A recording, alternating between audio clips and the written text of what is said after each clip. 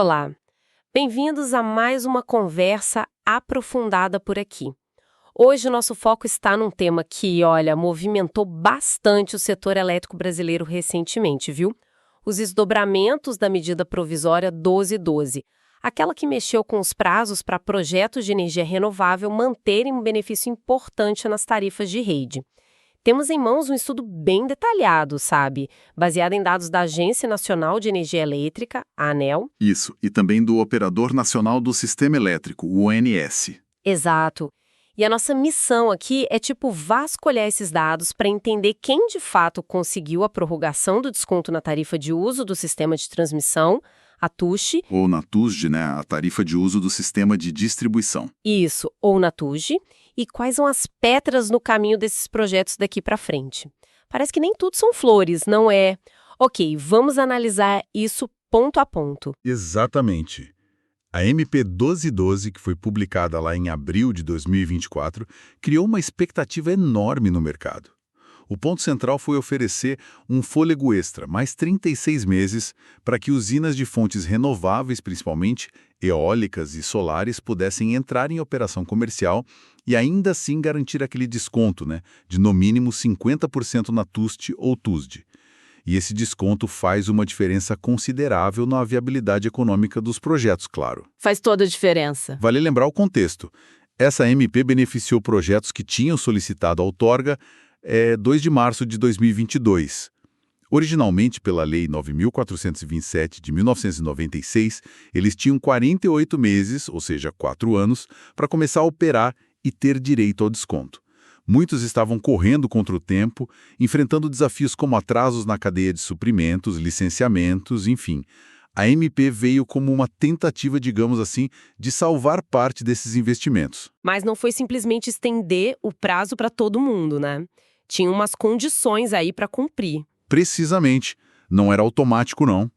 Para ter direito a esses 36 meses adicionais, o pessoal responsável pelos projetos precisava, primeiro, assinar um termo de adesão junto à ANEEL, concordando com as novas regras, claro.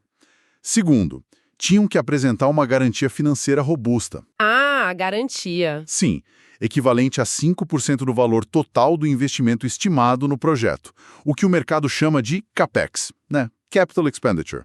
E o terceiro ponto, que se mostrou crucial, era necessário iniciar as obras em até 18 meses após a publicação da MP. Esse prazo limite, inclusive, acabou de vencer, agora, dia 10 de outubro de 2025. Entendi. E a busca por essa prorrogação foi intensa, imagino. O estudo menciona números bem expressivos. Foi uma verdadeira corrida, sim. Os dados mostram que mais de 2.000 projetos entraram com o pedido de adesão à MP 1212. A grande maioria era de usinas solares fotovoltaicas, somando uma potência gigantesca, quase 68 gigawatts. 68? Quase 68. As eólicas também vieram forte, com cerca de 18,5 gigawatts pleiteando o benefício. Grandes desenvolvedores do setor, nomes como Casa dos Ventos, Solátil, Pacto, Serena, Voltalia, Enel, Engie, todo esse pessoal estava entre os interessados. O volume foi tão grande que o estudo estimou que o valor total das garantias financeiras apresentadas chegou perto de 168 milhões de reais. 168 milhões. Isso dá uma dimensão do capital envolvido, né? Exato. Mas e 2.000 projetos? Isso é quase 90 gigawatts de potência. Mas pelo que entendi, nem todos conseguiram passar pelo filtro da ANEEL. Como foi esse processo de análise? Foi aí que a realidade se impôs, né? O interesse inicial foi enorme, vindo de 98 diferentes grupos empresariais, envolvendo 237 conjuntos de projetos, os chamados clusters. No entanto, a análise da ANEEL, que foi consolidada naquele despacho 2269, publicado em agosto de 2024, e depois ajustado por uma retificação em setembro de 2025, aplicou um critério bem rigoroso. Dos 2.027 pedidos iniciais, apenas 663 foram aprovados, ou seja, tiveram o pedido deferido no jargão técnico. Só 663? Isso. Representa menos de 1/3 do total que tentou. Além desses, há 4 projetos cuja aprovação ainda depende de uma decisão na Justiça, uma situação à parte. E o número que chama atenção é o de indeferidos. 1.360 projetos tiveram seu pedido negado pela ANAEL. Nossa, mais de 1.300 negados. Menos de 1/3 aprovado. É um funil bastante apertado.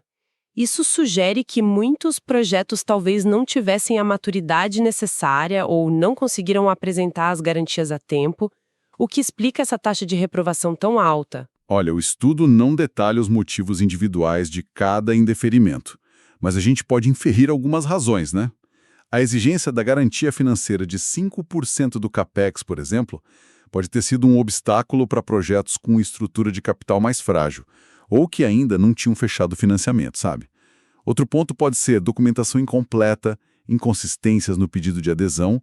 A ANEEL parece ter sido bem criteriosa para garantir que só projetos com um mínimo de viabilidade e comprometimento avançassem com o benefício. Para evitar a especulação, talvez. Exato, evitando uma reserva de mercado por projetos puramente especulativos. Faz sentido. E entre os que conseguiram os 663 projetos aprovados, qual o perfil? Quais fontes de energia e regiões do país concentraram esses projetos que agora têm mais tempo? Bom, o perfil dos aprovados reflete bem a nossa matriz de expansão renovável, né? Foram 308 projetos eólicos que conseguiram a prorrogação, somando aí 12 gigawatts de potência. E um número um pouco maior de projetos solares, 351, totalizando quase 16 gigawatts. Solar na frente, então. Um pouquinho na frente em número de projetos, mas bem próximo em potência total. E, curiosamente, tivemos também 4 pequenas centrais termoelétricas, provavelmente a biomassa nesse caso, que conseguiram o benefício. Geograficamente, a concentração é notável. A Bahia se destaca como a grande líder, com 262 projetos aprovados. 262 só na Bahia. Sim, uma combinação forte de 164 projetos eólicos e 98 solares. Em segundo lugar, vem o Rio Grande do Norte, com 78 projetos aprovados, a maioria eólica. E Minas Gerais aparece em terceiro, com 65 projetos, incluindo 3 daquelas pequenas térmicas, além de projetos solares e eólicos. Esses 3 estados, Bahia, Rio Grande do Norte e Minas, concentram a maior parte da capacidade aprovada. Entendi. E do lado das empresas, houve uma concentração similar à geográfica? Quem são os grandes vencedores dessa corrida pela prorrogação? Sim, a concentração também aconteceu entre as empresas. O estudo identificou que 48 grupos empresariais diferentes tiveram pelo menos um projeto aprovado. Mas um nome se destaca assim de forma avassaladora: a Casa dos Ventos. A Casa dos Ventos sempre forte, né? Muito. Sozinha, a empresa conseguiu aprovar projetos que somam 8,3 gigawatts combinando eólica e solar. Isso representa impressionantes 30% de toda a potência que obteve a prorrogação via MP 1212. É um número muito expressivo. 30%? 1/3 praticamente. Exato. Depois da Casa dos Ventos, a gente tem um grupo de peso formado por Engie, Neoenergia, Voltalia, Cair e Lightsource. Cada uma dessas companhias conseguiu aprovar mais de 1 gigawatt em projetos. Se a gente somar esses 6 maiores players, eles respondem por 57% de toda a potência aprovada. Mais da metade. Ou seja, mais da metade do benefício ficou concentrado em poucas mãos, né? Refletindo um pouco a consolidação do setor de desenvolvimento de projetos renováveis de grande escala no Brasil. Entendi. Então, o resultado da MP 1212 foi um alívio para um grupo seleto, menos de 1/3 dos interessados, com forte concentração geográfica na Bahia, Rio Grande do Norte e Minas, e dominado por um pequeno número de grandes desenvolvedores, com a Casa dos Ventos liderando com folga. Mas a história não acaba aí, certo? O estudo aponta que, mesmo para esses aprovados, a jornada ainda tem obstáculos significativos. É aqui que a coisa fica realmente interessante. Quais são esses desafios? Exatamente. Conseguir a aprovação na ANEEL foi só o primeiro passo. Agora, esses 663 projetos enfrentam 2 grandes batalhas cruciais, segundo a análise. A primeira é garantir a conexão física à rede elétrica e a segunda é comprovar que realmente iniciaram as obras dentro daquele prazo de 18 meses que venceu agora em outubro de 2025. Vamos começar pela conexão à rede. Como está essa situação? O que é preciso para garantir essa conexão? O documento-chave aqui é o contrato de uso do sistema de transmissão, o famoso CUST, ou equivalente para conexão na distribuição, o CUSD. Esse contrato é, na prática, o que garante que o projeto terá como despachar a energia gerada para o sistema elétrico, né? A análise dos 663 projetos aprovados na MP 1212 mostrou um cenário dividido. 316 projetos, que somam aí cerca de 13,5 gigavolts, já possuem um custo assinado e considerado válido. Em teoria, esses estão com a conexão mais bem encaminhada. Ok, pouco menos da metade. Isso. No entanto, a maioria dos projetos, 347 deles, totalizando quase 14,5 gigawatts, ou não possuem o custo assinado, ou o contrato que existe foi considerado inválido por alguma razão técnica ou regulatória. Para esse grupo maior, a viabilidade futura depende inteiramente de encontrar espaço na rede. Ou seja, precisam que exista capacidade disponível para escoar a energia, a chamada margem de escoamento, exatamente na subestação e na tensão que pretendem se conectar, e no momento que precisarem dela. E essa margem, não é garantida. Isso é um ponto crítico. Quase metade da potência aprovada ainda não tem a garantia formal de conexão. Preocupante. E o segundo desafio, o início das obras. O prazo venceu dia 10 de outubro. O que os dados mais recentes indicam sobre o cumprimento dessa exigência? Aqui a situação também acende um sinal de alerta, talvez até mais preocupante no curto prazo, viu? Os dados vieram do relatório de acompanhamento da própria ANEEL, o RALE, que é o Relatório de Acompanhamento de Empreendimentos de Geração de Energia Elétrica. Eles publicaram logo após o vencimento do prazo, em meados de outubro. Desses 663 projetos que tiveram a prorrogação aprovada, pasmem, 492 ainda constavam oficialmente com o status de construção não iniciada. Quase 500 projetos sem obra iniciada após o prazo. Nossa, isso parece muito grave para o cumprimento da MP. É um número que chama muita atenção, né? É verdade que, dentro desses 492, o relatório indicava que 114 deles já teriam iniciado a implantação do canteiro de obras, o que poderia ser um sinal preliminar de movimentação, tá? Mesmo assim, o status formal majoritário era de obra não iniciada. Fazendo uma conta rápida, assim, isso sugere que talvez apenas uns 171 projetos, os 663 menos os 492, mais esses 114 com canteiro iniciado, ou seja, algo em torno de 26% a 43% do total aprovado, estivessem cumprindo formalmente o marco de início de obras estabelecido pela MP dentro do prazo legal. É uma margem grande aí, entre 26% e 43%. É uma estimativa, claro, e a fiscalização da ANEEL vai ser determinante para confirmar isso. Mas o número inicial é sim preocupante. E como acompanhar a evolução real disso? Porque o status oficial pode demorar a ser atualizado, imagino. Exato. O acompanhamento fino se torna essencial. É nesse cenário de incerteza que ferramentas de inteligência de mercado, como as que a gente encontra na plataforma ePowerBay, por exemplo, agregam muito valor. Elas permitem cruzar diferentes fontes de dados e monitorar de perto esses projetos específicos. Dá para usar filtros na plataforma para selecionar só os 663 projetos aprovados na MP 1212 e verificar o status de construção mais atualizado possível. Comparar com imagens de satélite, checar notícias sobre início de obras, datas de marcos relevantes como licenciamento ambiental, tudo de forma organizada. Ah, isso ajuda bastante. Sim, a funcionalidade de pesquisa por usinas e projetos de geração centralizada permite justamente aplicar esse filtro do processo da MP 1212 e ver o estágio real de cada um. É bem útil. Ter essa capacidade de monitoramento detalhado parece crucial agora. Mas voltando à questão da conexão, para aqueles quase 14,5 gigawatts sem custo garantido, como eles podem saber onde há a chance de se conectar?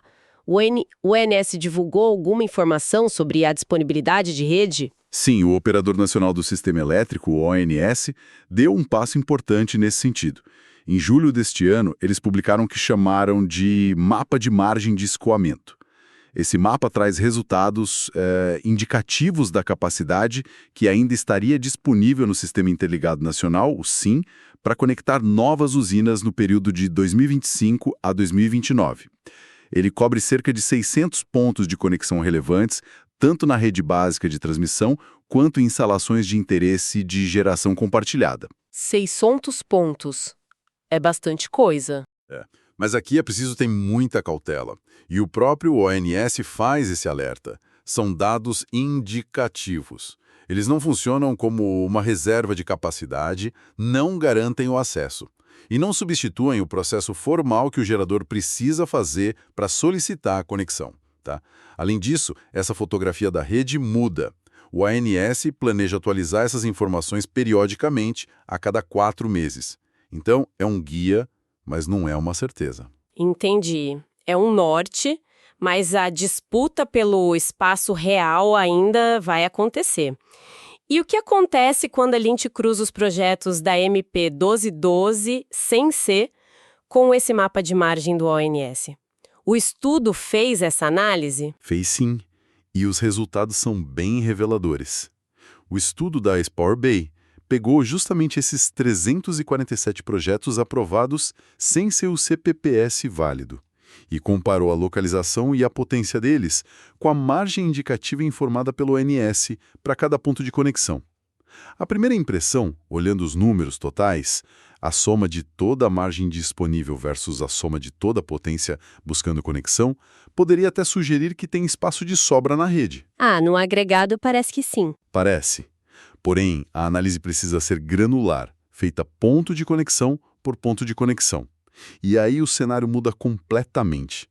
O estudo mostra que a competição pelo acesso à rede promete ser intensa em várias subestações que são chave para o escoamento da energia renovável, principalmente lá no Nordeste. Imagino. E quais subestações se destacam nessa análise? Há pontos onde a situação parece mais tranquila e outros onde a competição vai ser mais acirrada? Ora, são poucos os pontos que parecem ter uma folga confortável.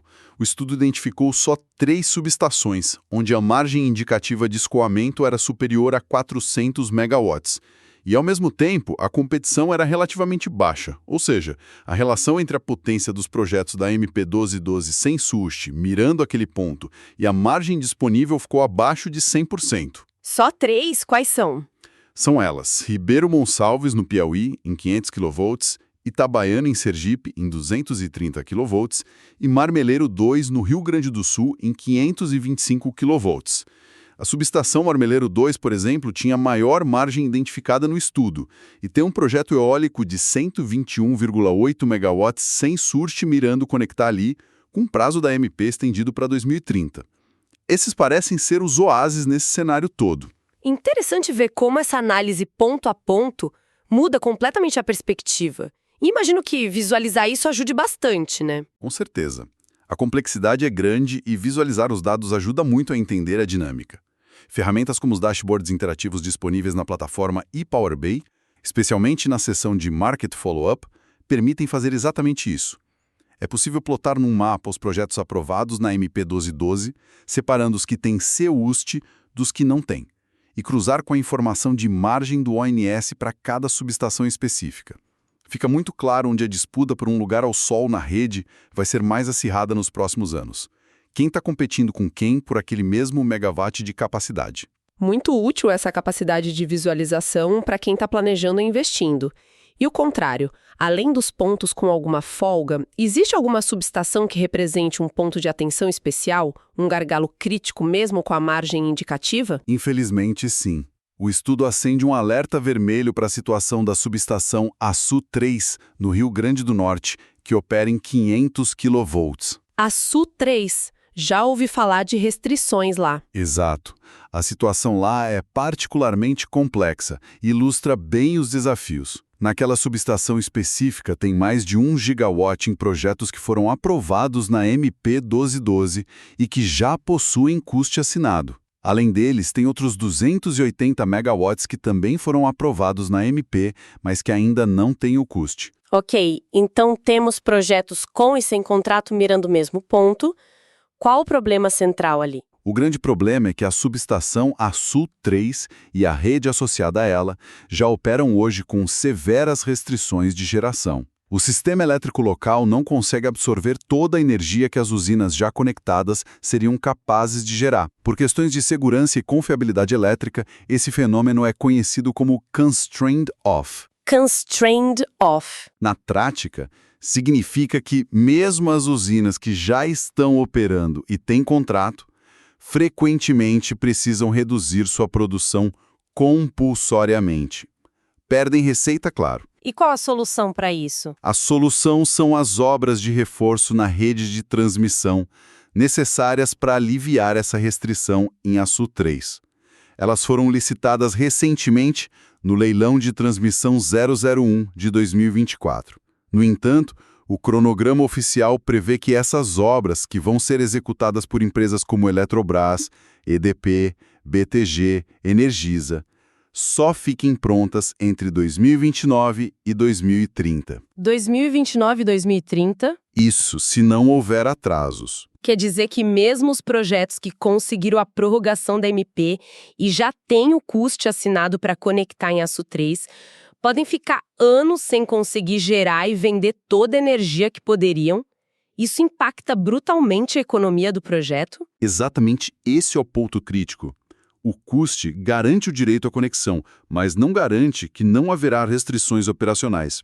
Esses projetos de Açu 3 podem enfrentar dificuldades significativas para girar na capacidade plena até que os reforços da rede fiquem prontos lá perto de 2030.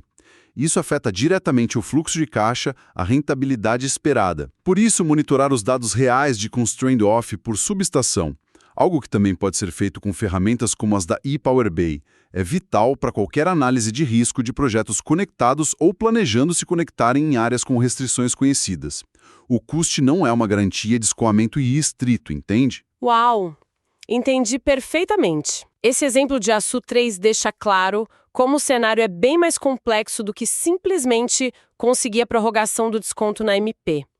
Os desafios são enormes e interligados.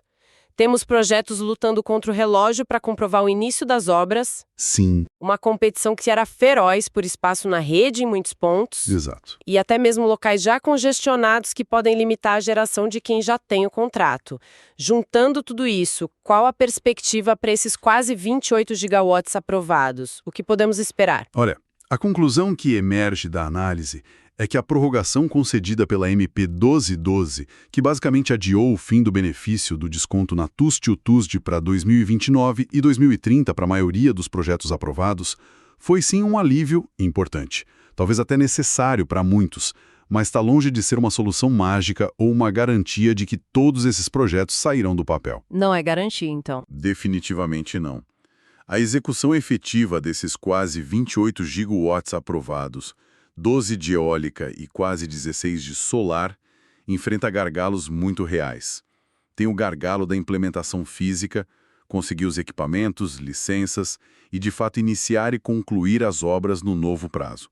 E tem o gargalo da conexão à rede, garantir o custe-T para quem não tem e lidar com as restrições operacionais mesmo para quem tem. Podemos esperar uma verdadeira corrida estratégica nos próximos meses e anos.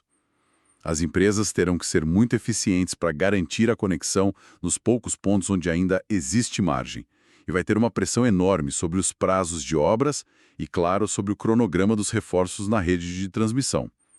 O risco de atrasos significativos, ou mesmo de inviabilidade econômica de alguns desses projetos, mesmo entre os que foram formalmente aprovados na MP, é bastante real. Resumindo, então, nossa análise de hoje, a MP 1212 funcionou como um filtro rigoroso, dando um fôlego extra, mas selecionando menos de 1/3 dos projetos que buscaram a prorrogação. Isso mesmo. Cerca de 28 gigawatts de capacidade, principalmente eólica e solar, ganharam mais tempo para manter o desconto nas tarifas de uso do sistema. Esses projetos estão notavelmente concentrados em grandes players do mercado, como a Casa dos Ventos, Principalmente. e geograficamente em estados como Bahia, Rio Grande do Norte e Minas Gerais. No entanto, as incertezas pairam sobre eles. Muitos ainda precisam assegurar a conexão à rede, disputando espaço num sistema com margens limitadas em pontos cruciais. Exatamente. Outro desafio imediato é comprovar o início efetivo das obras dentro dos prazos apertados. E mesmo quem tem conexão garantida pode enfrentar restrições operacionais em pontos críticos da rede, como o exemplo de Açu 3 demonstrou dramaticamente. A prorrogação foi um passo, mas a maratona continua. Perfeito. Acompanhar a evolução individual desses projetos, o status real das obras no campo, a assinatura dos custos, a dinâmica da margem de escoamento nas subestações relevantes e os dados de constrained off vai ser absolutamente crucial. Crucial para entender o ritmo e a direção do desenvolvimento de energias renováveis no Brasil nos próximos anos. Os dados indicativos são um ponto de partida importante, mas a realidade que vai se desenrolar ponto a ponto, projeto a projeto, é que vai ser determinante. Isso nos deixa com uma reflexão importante. Diante de tantos desafios ainda pendentes, conexão, início de obras, restrições na rede, será que essa prorrogação concedida pela MP 1212 vai ser de fato suficiente para viabilizar todo esse potencial de energia renovável que estava na fila aguardando essa definição? Boa pergunta. Ou estamos prestes a ver uma nova onda de consolidação, com projetos trocando de mãos, ou talvez até mesmo o cancelamento de empreendimentos que, apesar de aprovados na MP, não vão conseguir superar todos esses obstáculos. É algo para a gente manter no radar, com certeza. Sem dúvida. Quer mergulhar ainda mais fundo nesses dados e ter acesso a análises como esta, com informações atualizadas e ferramentas visuais para decifrar o mercado? Para não perder nenhuma das nossas futuras discussões e acompanhar de perto as análises do setor, cadastre-se agora em www.epowerbay.com, soletrando epowerbay.com. E claro, siga a ePowerbay nas redes sociais e ouça nossos conteúdos nas principais plataformas de áudio, como Spotify, Apple Music e YouTube. Muito obrigada pela companhia nesta análise detalhada e até a próxima. Até a próxima.